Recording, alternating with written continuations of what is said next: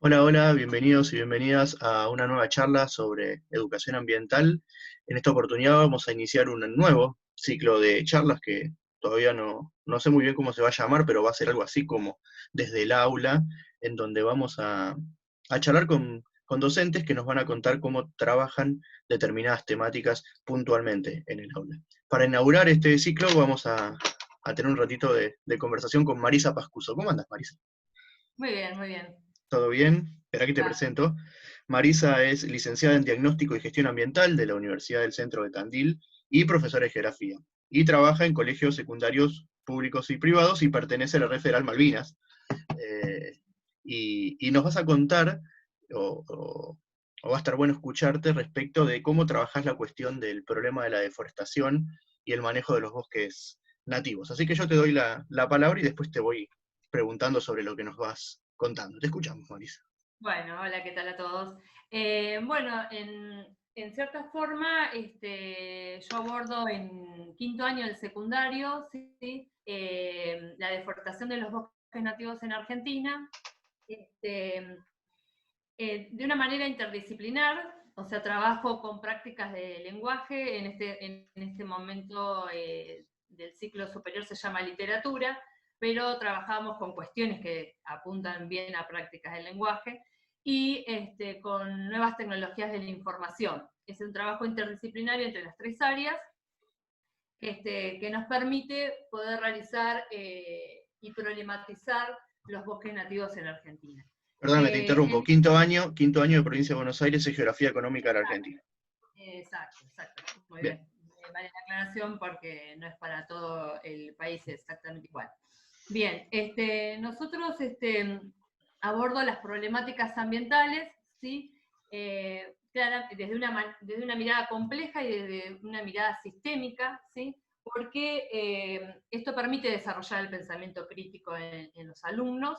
Eh, Ese es el enfoque en el cual parto, pero también diferencio de lo que es problemática ambiental de problemas, ¿sí? Porque la problemática ambiental me va a permitir, digamos, ver ese enfoque sistémico, no solo ver la connotación negativa, sino que me va a permitir articular factores físico-naturales, económicos, políticos, sociales. También me permite articular escalas, tanto espaciales como temporales. Me permite articular los diferentes intereses, digamos, entre los actores sociales. O sea, me permite una mirada de la multicausalidad, ¿sí? Y de las problemáticas ambientales, como en este caso de los bosques nativos. Eso quería aclararlo para partir desde dónde lo miro, de dónde lo estoy parada. Nosotros a los alumnos partimos desde una noticia que dice que en el siglo XX se deforestaron, perdón, el 70% de los bosques nativos en Argentina, y a partir de esa frase, digamos, de ese titular de noticia, empezamos a ver lo que yo le llamo el árbol de problemas, ¿sí? A ver, Analizamos el árbol del problema, qué bueno yo para les deforestación que se llame árbol de problema. exactamente, medio inventado por mí, pero existe, pero yo les dibujo en el pizarrón el árbol, un árbol, y entonces les digo que en el tronco está la problemática ambiental, que en las raíces están las causas, que en la copa del árbol están las consecuencias, y que si ese árbol da frutos, quiere decir que es próspero ese árbol, estarían las soluciones. Como medio metafórico los que les hablo, Ujú. pero bueno, empiezan a Está bueno. surgir.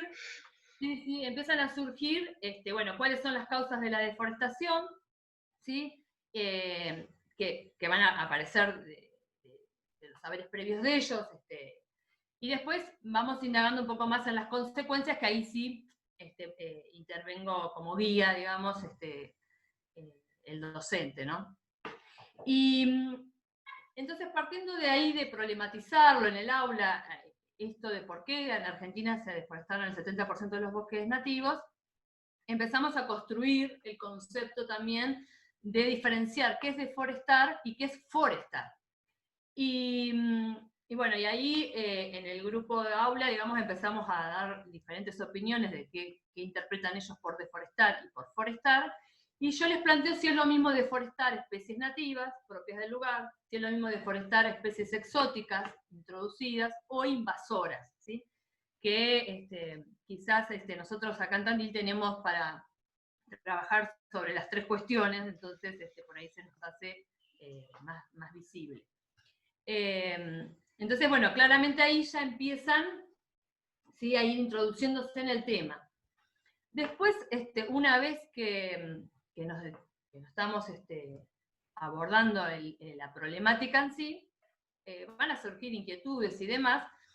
Les paso un video, ¿sí?, de que se llama Emergencia Forestal, porque casualmente, ¿sí?, esa noticia que le di al principio, que demuestra que los bosques de nuestro país, los bosques nativos, están en emergencia forestal, ¿no?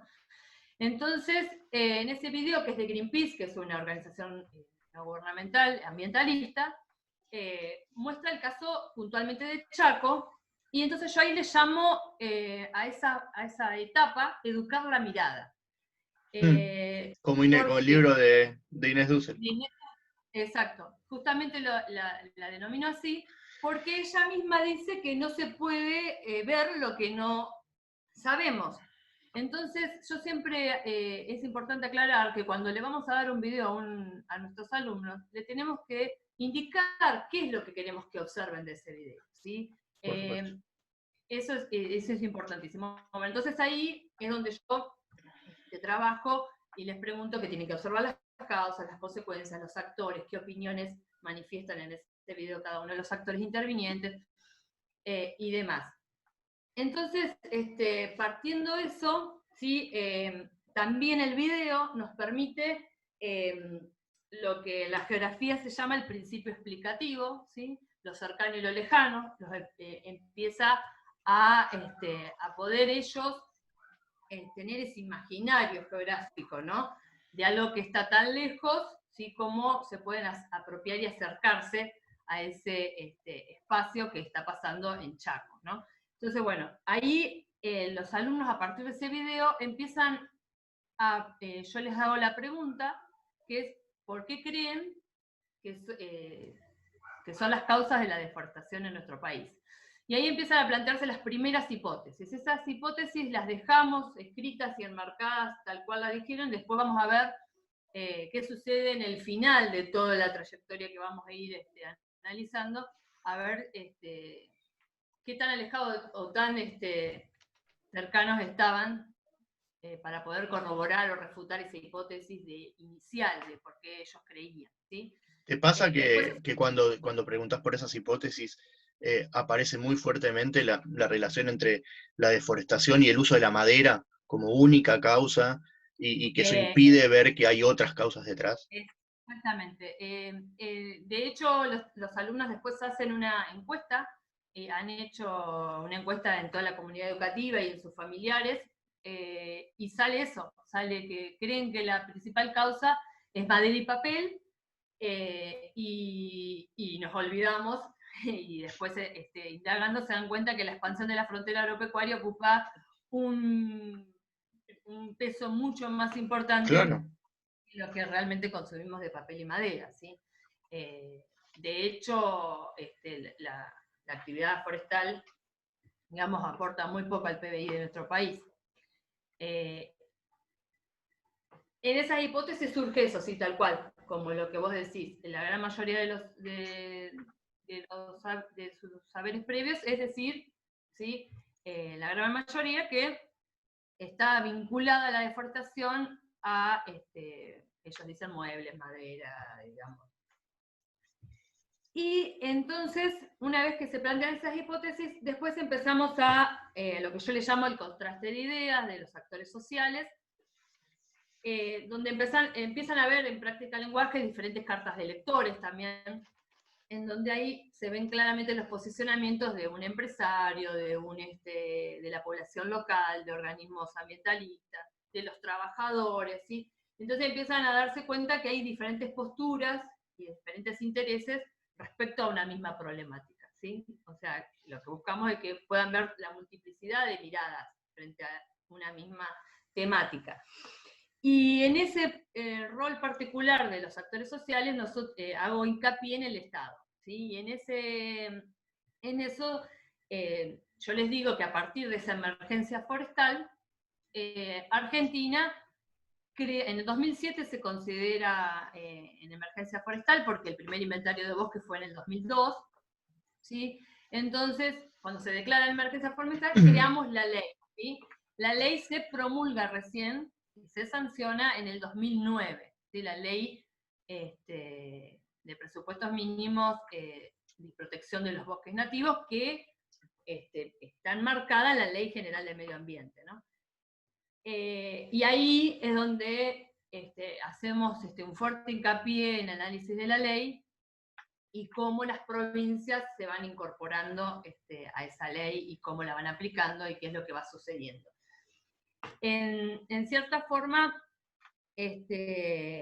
ahí hacemos hincapié en un actor social que es importantísimo porque es el que regula, digamos, en cierta forma, la actividad en ese caso, ¿sí?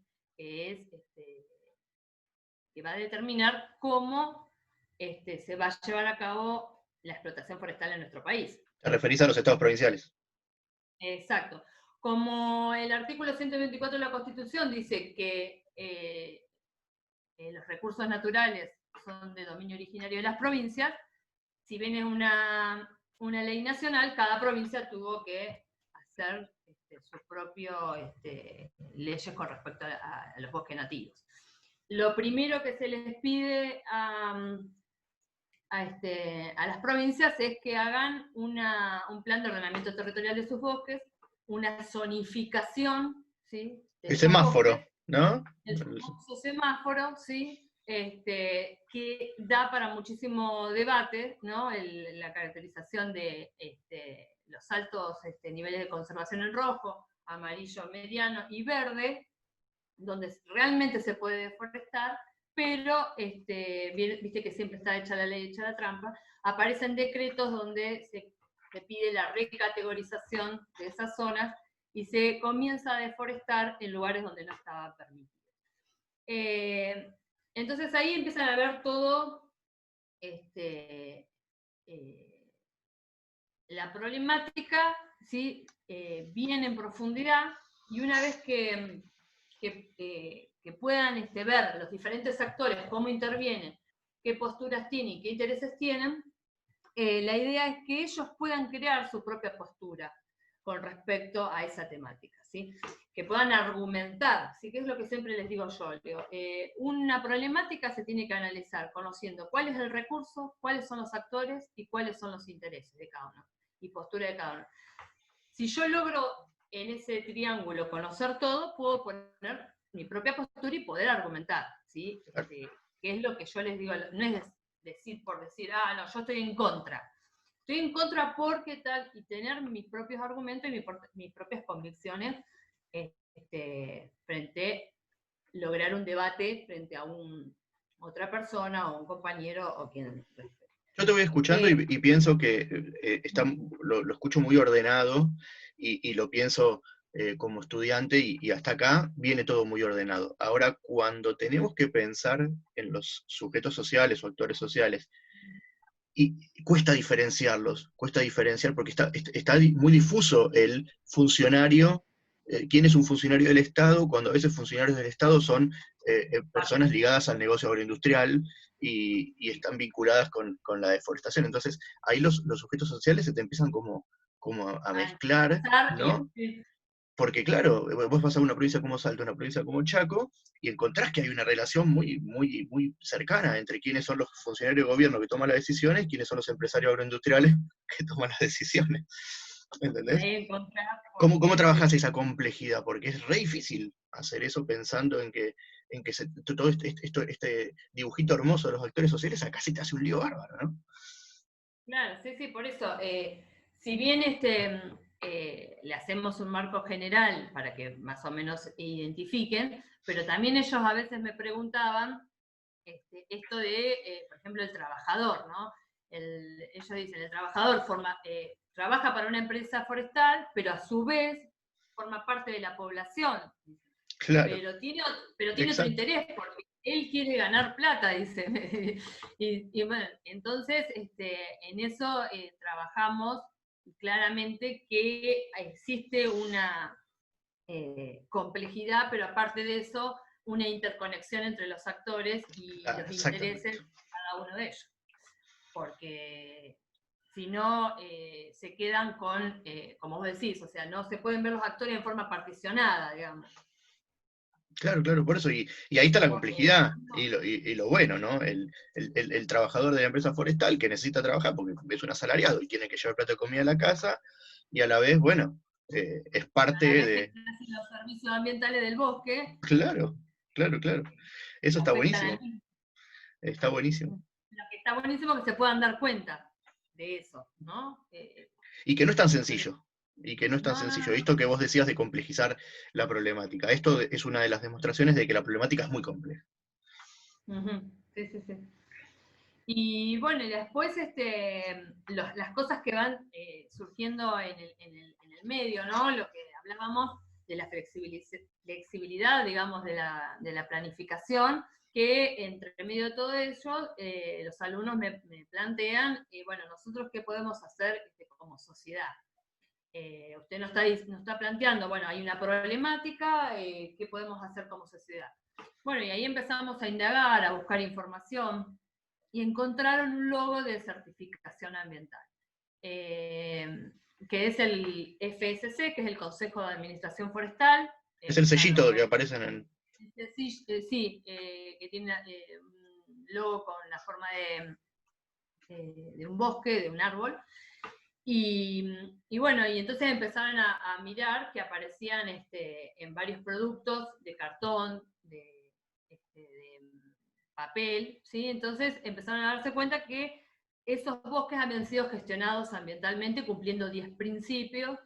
Y bueno, entonces empezaron a querer generar un folleto de concientización ambiental y de fomentar a la sociedad, había quedado en principio en la localidad de Tandil, porque la gran mayoría desconocía el logo. O sea, lo compraban, aparecieron logos que tenían en su propia casa, pero no sabían que estaban contribuyendo a que realmente ese bosque había sido con un manejo sustentable.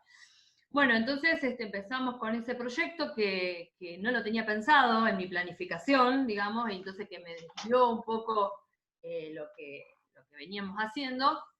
Y bueno, entonces ahí fue cuando propuse que hicieran una encuesta en donde preguntaron no solamente las causas de la deforestación, cuáles creían, ellos pusieron un listado y había que jerarquizarla, donde la mayoría salió para madera y leña, y estaba la expansión de la frontera agropecuaria, y estaba minería, y estaba caminos, y la gente ponía la minería por encima de la expansión de la frontera agropecuaria, y yo le preguntaba a los alumnos, ¿ustedes explicaban que la gente sabía que quería decir expansión de la frontera agropecuaria? Claro. Y entonces ahí empezaron a darse cuenta que por ahí no entendían, la gente al cual encuestaban no entendían quizás el concepto, ¿sí? Porque después empezaban a darse cuenta que al que le explicaba que expansión de la frontera agropecuaria quiere decir que deforestaban para tener más tierras para la agricultura, sobre todo con la sojerización, empezaban a decir, sí, me parece que sí, esa es importante. Claro, faltaba información. Claro, sí, por eso en la encuesta la tomamos Che, un Marisa, poco y te como quiero dato. preguntar, después de todo esto que vos estás explicando, estoy muy intrigado de saber cómo evaluaste esto. Bien, la idea, ¿sí? Que siempre me gusta a mí evaluar, es por rúbrica. ¿Sí? ¿Y por qué digo que es importante la rúbrica? Primero, porque yo hago un paso para la rúbrica, que es construir los criterios de evaluación junto con los alumnos. Los alumnos saben de antemano qué les voy a evaluar yo. Y participan en la construcción. Exacto. Y al participar ellos mismos de la construcción de esa rúbrica, te puedo asegurar que cambia por completo. Porque es como que ellos están sabiendo de antemano qué le van a evaluar, entonces es como que se aseguran de cumplir con todos esos pasos para ser aprobados, digamos, de una manera. Y como yo les digo que se evalúa el proceso de todo el trabajo que hicimos, también nos permitió esto que a veces suele pasar, bueno, al menos en las comunidades que me pasa a mí de las escuelas públicas y de las escuelas periféricas, del ausentismo, que cuando aparecían, no importaba que en una parte del proceso no habían estado, se enganchaban en cierta forma y podían trabajar en uno de los criterios que era el trabajo colaborativo, entonces podían retomar en cualquier estadio y ser evaluados, ¿sí? ¿Vos les Entonces, bueno, pedís, perdóname, les pedís una producción final cuando todo esto termina, o vas evaluando los pasos que fueron haciendo? en realidad se evalúan todos los pasos, ¿sí? O sea, primero la construcción de la hipótesis, si hicimos, hicieron cuadros comparativos en prácticas de lenguaje, después todas las argumentaciones las guías de preguntas que se van haciendo en la materia, siempre hay un feedback, ¿no? Con Obviamente. literatura, donde vamos revisando, y el producto final en este caso fue el armado del folleto con nuevas tecnologías de la información, de un folleto de concientización. Ese producto final también es evaluado, pero en realidad se fue evaluando todo el proceso, ¿sí? Que es lo No más rico. no tienen necesariamente más jerarquía que todo lo anterior. No, eso es lo que me permite a mí la rúbrica y en realidad no me ha generado dificultades y los alumnos no hay un rechazo frente a la rúbrica, ¿sí? Es más, el único rechazo de los alumnos que tenemos que romper con eso es a veces cuando uno no pone nota numérica. Si vos le pones muy bien, bien, ¿y qué quiere decir? ¿Y cuánto me ¿Y saqué? qué me saqué? Claro. Y claro, porque en realidad estamos Eso es una con eso, evaluación. naturalizado, que sí o sí tiene que haber una nota numérica, y a veces las rúbricas pueden ser que ha logrado alcanzado, o sea, tiene otras ponderaciones que a veces a ellos prefieren la nota numérica. Es lo único. Ahora que mencionás las rúbricas, por favor, a quien escuche que vaya a hacer una rúbrica, en la columna de la derecha, la que sería la menos buena, no pongamos mal, ni No, pongamos, jamás. por favor, pongamos que todavía no alcanzó los propósitos, los objetivos, No, o que está en proceso. No pongamos mal, por favor, ni nada de eso. Que es exactamente. horrible. Y bueno, dentro de esos ítems está algunos que incorporo yo, como digamos, el pensamiento crítico, digamos, el trabajo colaborativo. Son algunas cuestiones que van por fuera, digamos, de si logró un grado de aproximación conceptual a mi materia, digamos. Otras actitudes o otras cuestiones que también se pueden tener en cuenta. Así que bueno, para mí la rúbrica es muy importante. Está incorporada en los ABP, ¿sí? Como una metodología, digamos, la evaluación de esta manera. Yo creo que el ABP sirve bastante para problematizar en el sentido de que cuando la problemática a veces surge de los alumnos, ¿sí? Si vos podés plantear, como me pasó a mí, y ellos pueden, en función de sus hipótesis, guiarte hacia otro horizontes o hacia otras temáticas también, ¿sí? Porque de acuerdo a las hipótesis que ellos vayan enmarcando, se abren otras también cosas. se abren otras cosas que quizás vos no las tenías planeadas. Marisa, te quiero preguntar, ya que te tengo y tenés formación en diagnóstico y gestión ambiental, y sos de Tandil, y trabajás la expansión de la frontera agropecuaria, bueno, circuló en las últimas semanas un informe que muestra los altísimos niveles de agrotóxicos que se encontró en escuelas rurales de la zona donde vos vivís, en la tierra, en el agua. ¿Qué mirada tenés como geógrafa y como licenciada en diagnóstico y gestión ambiental ya que es un tema que también se habla mucho en estas charlas de la Justamente, cuestión de las fumigaciones, ¿no? de hecho, hay fumigaciones cerca de establecimientos educativos, que también está prohibido. Nosotros acá a veces vemos pasar los aviones fumigadores y ya estamos un poco, los que conocemos en alerta, otros que desconocen que es que en este momento están fumigando. Lamentablemente forma parte de este modo de producción que conlleva sobre todo la sojización más que nada, pero bueno, no es la única. Pero la verdad que es muy difícil lograr cumplir con esta reglamentación, porque en realidad existe una reglamentación que no, sobre todo me estoy refiriendo a sectores cercanos a la población, que no se puede fumigar, y Las lo siguen. distancias, hay una ordenanza que establece las distancias de fumigaciones aéreas y terrestres.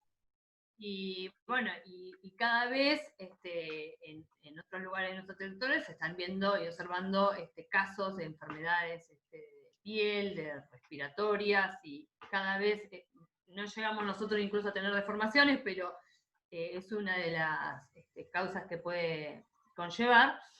Y entonces, la verdad, es muy difícil, me acuerdo yo en mi carrera en medio ambiente, digamos, esto de lograr la sustentabilidad ambiental con la económica, en el sentido, me estoy refiriendo a cómo lograr esa conjunción de que no afecte a la sociedad y al medio ambiente. Parece que prevalece lo económico por sobre lo ambiental en este caso, ¿no? Porque vos mencionaste agrotóxicos, hay una gran dicotomía entre agrotóxicos y agroquímicos, ¿sí? Vamos a tener a quienes se dedican a las actividades, dicen que no les podemos llamar agrotóxicos, porque eso quiere decir que todos contaminan. Le dicen fitosanitarios, que son los remedios para las plantas. Claro, sí, sí. Exactamente, ¿no? Porque ellos dicen, no, si es agrotóxico, quiere decir que todos contaminen. No todos contaminan. Entonces son agroquímicos. Agrotóxicos o agroquímicos, los dos se utilizan para, justamente, el tema es, cuando contaminan, por ejemplo, en las napas freáticas, nosotros en Tandil tenemos 40 pozos, más de 40 pozos, de donde obtenemos el agua para el consumo humano, de las napas freáticas, y estos pesticidas y agroquímicos llegan incluso a las napas freáticas y se contaminan. Entonces, no es algo que solamente te puede afectar, digamos, por piel y digamos sino que también tiene otro tipo de impacto. Acá en Tandil no hay solamente eso, un distanciamiento, digamos, que de hecho a veces no se cumple, porque algunas escuelas empiezan a mencionar los directivos que están rociando la zona cuando no se puede. Así que la verdad, pero sí ahí podemos articular claramente, ¿sí? La deforestación Claro. con la expansión de la frontera agropecuaria. Porque además de estar llevándose puesta la salud y la vida de la gente, se están llevando puesto los bosques nativos. Claro, todo. Y encima es un combo. La verdad que hacer un cambio de uso del suelo de los bosques nativos por la expansión de la frontera agropecuaria, con lo que implica la expansión de la frontera agropecuaria, utilizando no solamente tierras para cultivo, sino los productos que se utilizan para mantener ese uso del suelo, no sé si el costo ambiental equipara al daño social también. Claro, claro. Es un tema muy, muy delicado y me parece que el trabajo de deforestación que vos explicaste tan claramente puede dar el pie para juntarlo y linkearlo con la problemática de la expansión de la soja que tiene mucho que ver uno con el otro y que vamos a encontrar en la expansión de la frontera agropecuaria la principal causa de la deforestación de los bosques nativos. y ahí es donde me Exactamente. parece que está bueno, y está buenísimo esto que hablábamos antes de empezar la entrevista, que es lo último que te quería decir de cómo esto sirve para pensar, esto que vos explicaste y que lo explicaste con mucha claridad, sirve para pensar este problema ambiental, pero sirve para pensar cualquier problema ambiental, ¿no? Exactamente, o sea, cualquier temática, sea cualquier minería, cotización incluso, eh, mirarla desde este enfoque, desde esta mirada donde se pueda ver, digamos, la multidimensionalidad, digamos, desde una mirada sistémica. Entonces, yo siempre digo que hay que definir en geografía ejes estructurantes, ¿sí? Y una vez que yo tengo mi eje estructurante, que serían las problemáticas ambientales, podría ser en mi caso era mi eje estructurante, ahí sí puedo seleccionar contenidos y una vez que los selecciono los contenidos, los jerarquizo y entonces ahí puedo abordar cualquier problemática ambiental. Eh, Siempre desde este mismo enfoque, ¿sí? Desde conocer, porque los chicos tienen que conocer un poco el recurso, conocer también cuáles son los actores, los intereses y también ver qué, qué, qué controversias hay con respecto a los actores, que es lo que estábamos hablando hoy. Porque, por ejemplo, hay una ley, ¿sí?, que permite que no se deforesten determinadas zonas, pero sin embargo hay otros actores sociales que son los grandes empresarios, sí, que yo lo que les digo a los alumnos es que la ley, por ejemplo, sanciona con una multa, ¿sí? De 300 a 10.000 sueldos de un empleado estatal. Sí, 300 sueldos míos, yo no lo podría ni pagar, ¿no? Pero para grandes empresas multinacionales son No, vueltos, no, no. ¿sí?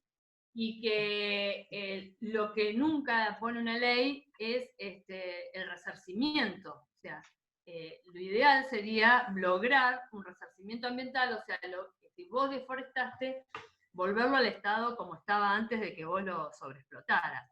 Y eso ninguna ley lo contempla y solamente es apercibimientos, multas que son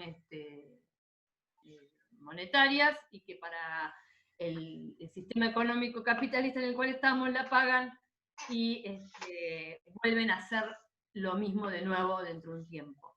Sí, de O hecho sea, no, ahora Bayer Monsanto van a poner como un autor de guita en resolver un montón de juicios que tienen en contra y sí, es una torta de guita, pero para ellos. derrame de cianuro, por ejemplo, y pagan la multa y siguen. O sea, no Claro. hay un cambio de... Entonces, a veces las leyes en ese sentido tienen un poco de carencia, ¿sí? Porque no cumplen al final con los principios precautorios ambientales, porque eso se tiene que prevenir, digamos, más que Claro, ya, una vez que ya se hizo, ya está. lograr el resarcimiento de un bosque nativo es casi imposible después. Bueno, Marisa, te agradezco un montón que te hayas tomado este ratito para charlar. Fuiste súper clara, espero que quien pueda escuchar la charla se quede pensando, como digo siempre, de qué manera poder enfocar el tratamiento de la deforestación, que es un tema siempre muy, muy, muy problemático. Problemático digo para los docentes, cómo enseñarlo de manera crítica, y creo que para quien escuche va a estar bueno y le va a poder dar buenas ideas, y por eso te quiero agradecer. Bueno, muchas gracias, Gustavo, a vos por ser parte de esto. Dale, dale, nos vemos, la seguimos. Hasta luego, chao, chao.